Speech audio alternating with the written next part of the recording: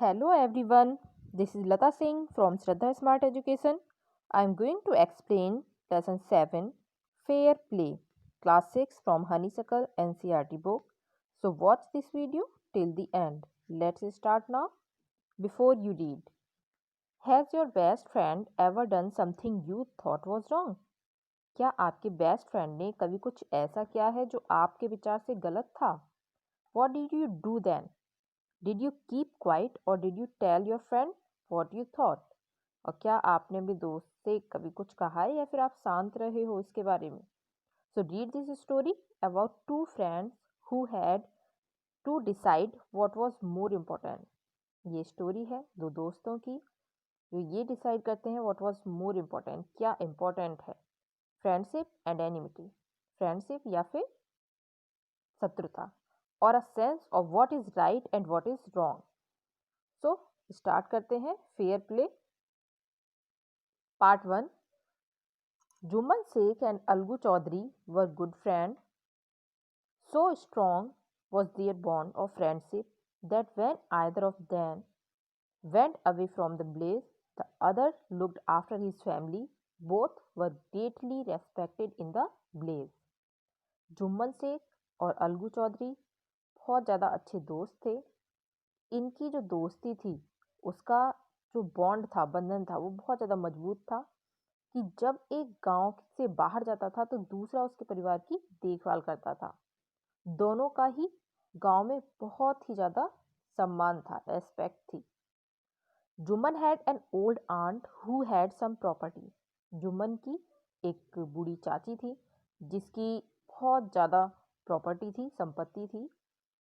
This she transferred to him on the understanding that she would stay with him and he would look after her.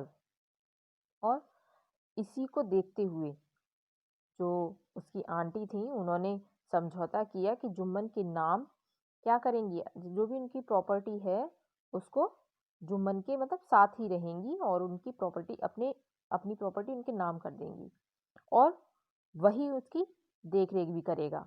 The arrangement work well for a couple of years. और ये जो arrangement था 2 सालों तक सही चला. Then the situation change. और उसके बाद जो सिचुएशन थी, स्थिति थी, वो बदल गई.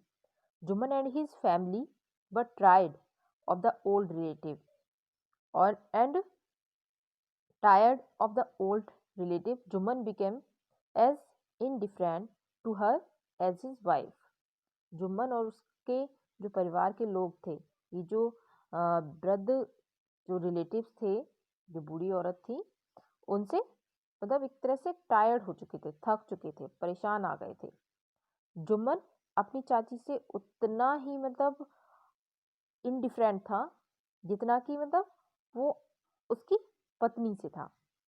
हर as his wife who grudged even the little food that the old lady wanted every day.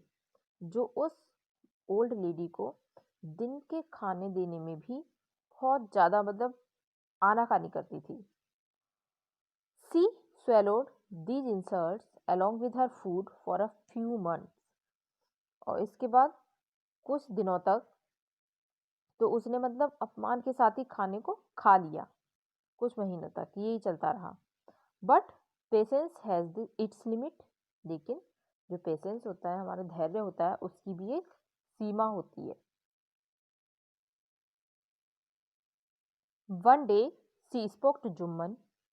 एक दिन उस बूढ़ी औरत ने जुम्मन से कहा, my son, it is now obvious that I am not wanted in your house. बेटे, अब ये साफ हो गया है कि मैं तुम्हारे घर में नहीं रहना चाहती. Kindly give me a monthly allowance so that I can set up a separate kitchen. और प्लीज़ मुझे क्या करूँ, मानसिक जो जो मंथली अलाउंस होता है, मानसिक भत्ता जो होता है, वो दे दिया करो ताकि मैं अपनी रसोई अलग बना लिया करूं. My wife knows best how to run the house. Be quiet, be patient, said Jumman seamlessly. और मेरी पत्नी को ही नॉलेज है इसके बारे में कि घर किस तरह से चलाया जाता है. बी पेशेंस, धैर्य रखो, जुम्मन ने सेमलेसली बेशर्मी से उत्तर दिया। This made his aunt very angry. और ये सुनकर जो चाची थी वो बहुत ज़्यादा नाराज़ हो गई। This made his aunt very angry and she decided to take her case to the village panchayat.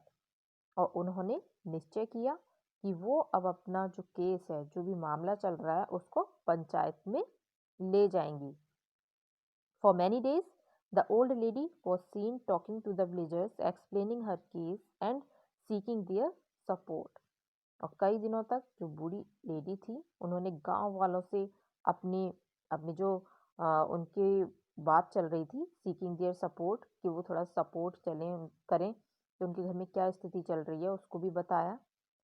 Some सिंपैथाइज्ड with her, कुछ लोगों ने तो उनका मतलब साथ दिया, सिंपैथी दिखाई, सहानुभूति दिखाई। Other laughed at her and a few other advised her to. और दूसरे लोगों ने हंसी भी उड़ाई और कुछ और लोगों ने उन्हें सलाह दी कि make it up with her Neiphiu and his wife, कि अपनी मतलब वो क्या करें, वो ये करें कि make it up with her Neiphiu and his wife, कि वो मतलब भतीजे और उसकी पत्नी से समझौता कर लें, अपने भतीजे और उसकी पत्नी से क्या कर लें, थोड़ा समझौता कर लें। At last she came to Algu Chaudhary. और लास्ट में वो किसके पास आती हैं, अलगू चौधरी के। एंड स्पोक टू हिम, और फिर उसको बताती हैं कि यू नो चाची, Jumman is my best friend.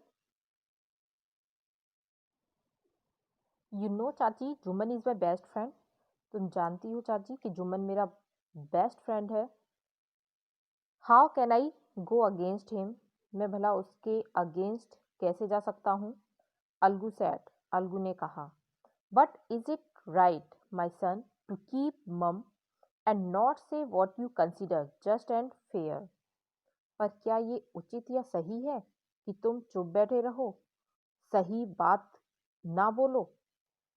Pleaded the old lady ने प्लीड किया, तर्क दिया अपना। Come to the panchayat and speak the truth, panchayat में आओ और सच बोल दो। सी सैड, उसने कहा। Algu didn't reply but the words kept ringing in his year. Algu ने कोई जवाब नहीं दिया, लेकिन जो बूढ़ी औरत थी उसके जो वर्ड्स थे वो अभी भी उसके कानों में गूंज रहे हैं। The panchayat was held the same evening under an old banyan tree. Panchayat उसी शाम एक पुराने जो वेनियन ट्री बट वृक्ष के नीचे बुलाई गई। Jumman stood up and said, Jumman ने खड़े होकर अपनी बात कही और बोला, the voice of the panch is the voice of God, कि पंच का जो भी निर्णय होगा वो परमात्मा की आवाज होती है। Let my aunt nominated let my aunt nominate the head panch, I will avoid by her decision. और मेरी चाची जिसे चाहे अपना सरपंच मतलब बना सकती हैं, मैं उनके निर्णय को मान लूंगा। The panch knows neither friend nor enemy. What do you say to Algu Chaudhary? पंच का कोई मित्र या शत्रु नहीं होता। अलगू चौधरी के नाम पर तुम्हें कोई मतलब ऐतराज है? द ओल्ड लेडी अनाउंस्ड, जो बूढ़ी औरत थी उसने अनाउंस कर दिया, घोषणा कर दी। Fine, replied Jumman, hiding his joy over this unexpected piece of luck. ठीक है, जुम्मन ने इस मतलब जो अनएक्सपेक्टेड पीस ऑफ लक था, अनपेक्षित सौभाग्य पर अपनी खुशी छिपाते हुए कहा। चाची, you are aware of my friendship with Jumman, said Algu. चाची, तुम जुम्मन और मेरी दोस्ती की बात जानती हो, अलगू बोला। I know that, replied the aunt. मैं जानती हूँ, चाची ने जवाब दिया। But I conscience for the sake of friendship. God lives in the heart of the punch and his voice is the voice of God, and the old lady explained her case. पर मैं ये भी जानती हूँ कि तुम अपनी मित्रता के लिए आत्मा का हनन नहीं करोगे। पंच के दिल में परमात्मा का वास होता है और उसकी आवाज परमात्मा की आवाज होती है। और वृद्ध महिला ने अपना जो उनका केस था वो एक्सप्लेन किया, जो भी उनके चल रहा था case. Jumman said, Algu, you and I are old friend. Jumman, Algu बोला, तुम और मैं पुराने दोस्त हैं। Your aunt is as dear to me as you. तुम्हारी चाची मुझे उतनी ही प्रिय हैं जितने की तुम हो। Now I am a पंच. अब मैं पंच हूँ। You and your aunt are equal before me. तुम और तुम्हारी चाची मेरे लिए एक जैसे हो। What have you to say in your defense? तुम्हें अपने डिफेंस में, अपने बचाव पक्ष में क्या कहना है? 3 years ago, began Jammu, my Jumman, my aunt transferred her property to me. अब जुम्मन ने स्टार्ट किया कि 3 साल पहले मेरी जो चाची है उसने अपनी सारी प्रॉपर्टी मुझे दे दी। I promise to support her as long as she lived. और मैंने उनको वचन दिया कि उन्हें आजीवन सहारा दूंगा। I have done all I could. मैंने जो कुछ हो सकता था उतना किया। There has been a couple of quarrels between my wife and her, but I can't stop it. लेकिन मेरी पत्नी से एक दो बार इनका झगड़ा हो गया है, क्वेरल्स हो गई है बीच में, पर मैं इसे रोक नहीं सकता। Now my aunt is claiming a monthly allowance for me. अब मेरी चाची मासिक भत्ता मुझसे मांग रही है। This is not possible. ये पॉसिबल नहीं है। That's all I have to say. मुझे बस इतना ही कहना है। Jumman was cross examine by Algu and others. Jumman से अलगू और दूसरे लोगों ने क्रॉस एग्जामिन किया, मतलब थोड़ी सी बहस की। देन अलगू अनाउंस्ड, फिर अलगू ने अनाउंस किया, घोषणा की, we have gone into the matter carefully, कि हमने इस मामले पर बहुत ध्यानपूर्वक विचार किया है। In our opinion Jumman must pay his aunt a monthly allowance or else the property goes back to her. हमारी राय में जुम्मन को अपनी चाची को मासिक अलाउंस, मतलब जो भी पैसे वैसे वो देने चाहिए, वरना उसकी सारी जितनी भी प्रॉपर्टी है जो चाची ने उसके नाम की थी वो उसे लौटा दे। Now the two friends were seldom seen together. The bond of friendship between them was broken. In fact, Jumman was Algu's enemy and wanted his revenge. इसके बाद दोनों दोस्तों में पूरा अलगाव हो गया।